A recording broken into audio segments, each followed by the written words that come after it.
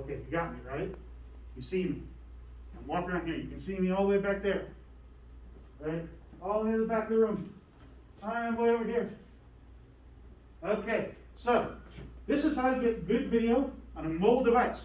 Now, the thing about this is pretty much the same as how you would use one of these, a digital video camera, like a full regular one, because it's the same kind of methodology. The first thing is, you're doing it wrong right now. You're holding your phone like this. Landscape. Turn it landscape. Now, the thing is that when you're recording, even if you're doing something for like, heaven forbid, TikTok, most what everybody sees video in is in landscape view. All of our phones, all of our monitors, laptops, tablets, everything, televisions, all that stuff is portrayed in landscape view. Your eye, your human eyes, are designed to see in an oval like this. That's landscape. All of our cameras are designed basically the same way as your eyeballs are. They're round. They have a focal point. It's a preferred focal point. And as it's going, these cameras now on our phones are starting to get to the point where we're going to start seeing virtual reality, augmented reality. So 2 video cameras will play at the same time for stereoscopic vision, just like your eyes. So always record like this. Now some phones, they've started adding in like 2 of them next to each other at the top, which makes, I understand this is easier to hold and this is easier for you to read on, but it's not good for seeing. Like, if you have Netflix, Hulu, Amazon Prime, we all do, right? And I have several of those accounts, and I know so many people who are using my accounts. But this is how they look at stuff. So you should record like that. Also, this gives you the right kind of holding aperture. Right? You're holding it correctly to hold one of these. Because the way that they're designed is that they have a screen and a body. So you're holding it in landscape there too. So that's step 1. Landscape that. Landscape. Hold it in landscape. And put the cap back on. Okay. Number two. So this thing costs like $1,000. These are like 200. But still, you break it, you buy it. Right? Get 2 hands on it. Just get both your hands on it. I don't want to see anyone drop this. I certainly don't want to see anyone drop these. Right? I don't want you to have to deal with that. Because you're going to buy me a new one. That's how that will work. And of course, if you're holding it, you're probably recording. If you drop it, I know exactly who dropped it. Right? Mind you, there's some leeway. Like, it's not like you're going to be admonished and then kicked out of school. We just have to have you buy a new one. It's real slow, so you got. I only got 12. No, I only got 9. I didn't get the budget for the other 3. That's right. I only got 9. So, both hands on it. But how you use it, right? I see a lot of people doing this. You are a dynamic system. You are. You're a human being. You're a bunch of bones, which are made of calcium and metal, that are discrete objects that are being held together with like rubber bands. And then on top of it, you're exercise science students. You all tend to be kind of fidgety. You all seem to have, like, my kids have ADD, and you all seem to as well. That's not a bad thing. That's a superpower. Understand that. I know a lot of my students actually take Adderall and things of that nature because it helps you focus. That's okay. That's fine. You're super creative. You're super physical. That's a superpower. It's awesome. It's difficult, though. If you're holding a phone, you're going to jiggle. So you want to get your elbows in. And bring your elbows to your side as best as possible when you're holding these. Because then it keeps you from doing this. Keeps you from doing this. Right, you want to get them in. You want to turn. I'm sorry, I got to write that down. You want elbows in. Those in 2 hands. All right. Elbows in. Get those elbows in. Next, you really want to turn with your core, you don't want to turn the phone like a head. Because then your footage comes out kind of bumpy and quickly shifts. It makes people watching it sick. You know this. Everyone in this room, myself included, have watched things online. And when someone's holding their phone like this, and they're running, and you're watching, you're like, oh boy, I'm getting just car sick watching this. Oh, or, yeah, don't do that to people. That's really awful. It sucks. It's painful. You know it's painful. You've experienced it. So, we want to hold that phone, both hands, sideways, to get the best kind of view, landscape view. Right? We want to get our hands on there. We don't want to occlude the camera. We have to hold it in. We're going to turn with our core, because you're using long muscles, which gives you that nice, smooth action. All right? We want to use long muscles on that. So we want to turn with our core. You can hold it up here if you need to. It does make you a little more bouncy. I find that about here. So your elbows are kind of tucking your ribs on the sides. Seems to be good. Right here, like this. With these phones and these cameras, that tends to be the right way to do it. Nice turning with the core. Right, so then you get that nice smooth effect. You better be recording me, because you're going to put this on YouTube, by the way. Okay, so I'm going to write that down. Turn with core. Core. Big muscles, good. All right. Now the next thing is something that you can set on your phone, on your camera of your phone. You might not see it. I'm sure you can see it. You see how the grid line's on? Right? You want to turn those on, because you're going to want to try and keep your subjects in the center 75% of the screen. All right, so I have my little grid lines on. You should turn them on too.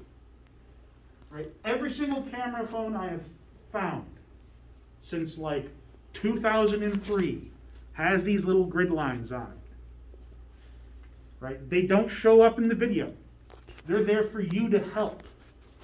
The purpose of them is so that you can try and keep whoever you're looking at in that middle square bit.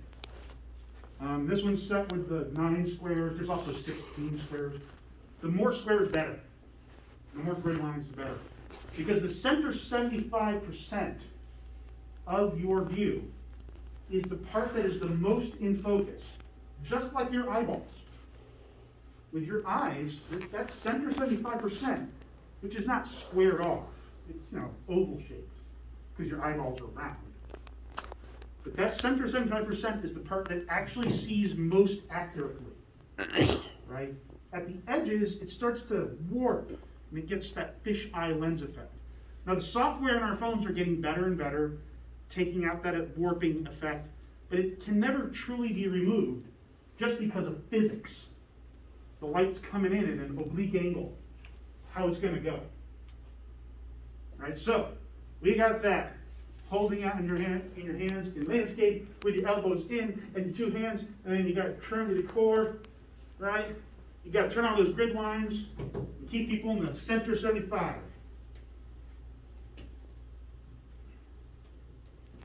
I went through these cameras and I turned the grid lines on all of them as well, although they may have reset because it's been like a month since I charged them. Last semester ended. I haven't been back.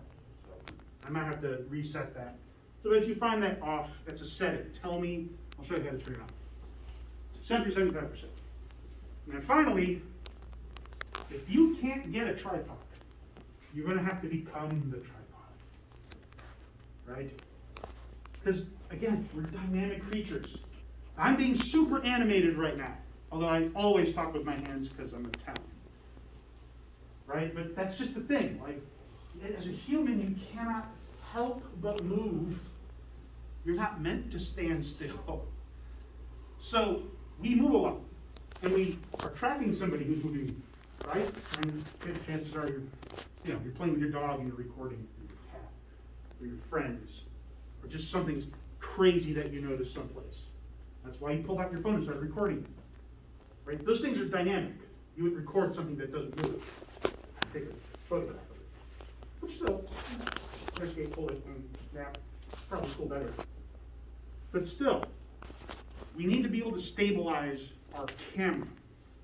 So we want to become the tripod. We want to become the thing that does it. So, there's a couple ways of doing this. One, get up against the wall. Quick, get to the walls. No, really, get to the walls, do it. There's walls here and there, everywhere. Get to the walls. Now I'm going to get you right here. Right? Step on these walls. I can even get up against the door like this. That works. Flat, hard. Put some weight into it. Put your foot back. One foot up against the door or wall. One foot out. Lean against it. Take your body weight out of the equation. You can still turn with your core and kind of rock against the wall. Right? That's going to help you a lot. It's going to make your photos and your videos so much more stable. You want to take your body weight out of consideration. Another thing you can do is same sort of thing. If you can get to a doorway, they work great. You get a doorway, it's the same thing. You put one foot next to it, put your shoulder into it, get the other foot out. Right? Like really, it's super stable. You can also do this at a desk. Quick, back to your desk. Don't stop recording. Don't stop believing either. Right? This is very useful. I've always been like a big fan of, as soon as cell phones could take video, I was like, this is the way you should be taking notes in class. Right? Because you get direct playback. So, turn your desk into a tripod. You sit there, get your elbows on that desk. Put your body into the desk. Right? Put your body weight into the desk, put your elbows into the desk, just take your body out of consideration. Take it out. That way, this is so stable, and it's not bouncing. This is about as stable as you can get it to be. This really helps. This is the way that you get those. So, become the tripod.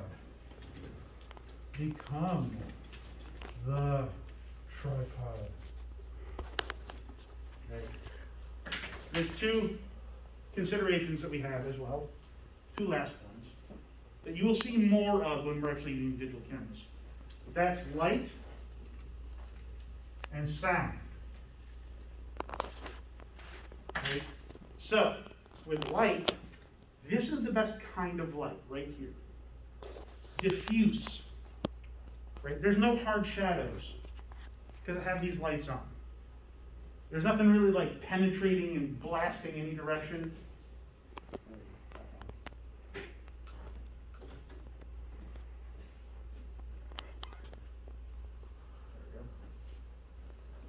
That's it. Okay, right? That's great. But then sometimes you run into this situation. This is terrible. Right? Directional light with strong shadows.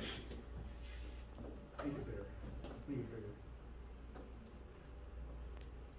Right? This is awful.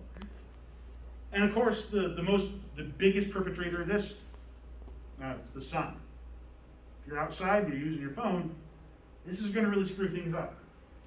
You don't want to be taking video into the sun. It will totally destroy anything you're looking at. It'll absolutely wash out the video and be worthless. You want to be in the situation you're in right now. If you have to, the sun is behind you. It's coming this way at your subjects. That means you need to move around to make that happen sometimes. If you can get diffuse light, that's what you want. This is why if you really pay attention in movies, television shows, with real people, with actors, whenever they do an outside scene, you'll often notice that they choose a cloudy day because then they don't have any strong sun effects. Unless they want to wash it out, they just don't go outside. They do stuff on a soundstage. And of course, the final one is sound. Sound. I'm speaking loudly. I'm enunciating through a mask as much as I can. Right? But sound can really destroy stuff. And your phone is kind of designed to hear you more than anything else. I breathe loudly because I'm fat and I have asthma, and that tends to show up on any video that I take. I have kids, so I got a lot of video. In fact, that phone is mostly full of video of my kids. It's gonna happen, right? But if you're using a video device, you are gonna have to be aware of the fact that there's a microphone recording sound. Now these ones, digital video cameras, the microphone sort of points face outwards, the same direction as the lens. But on your phone, it's just the general microphone, and it's gonna get sound from everywhere. I do find this tends to help, that whole putting this there, because if you put it here, you're not as close to your mouth. So you have to be careful about sound in that situation. Outside, of course, you can't really be too loud. All right, so that's our 5 steps to getting good video. And cut.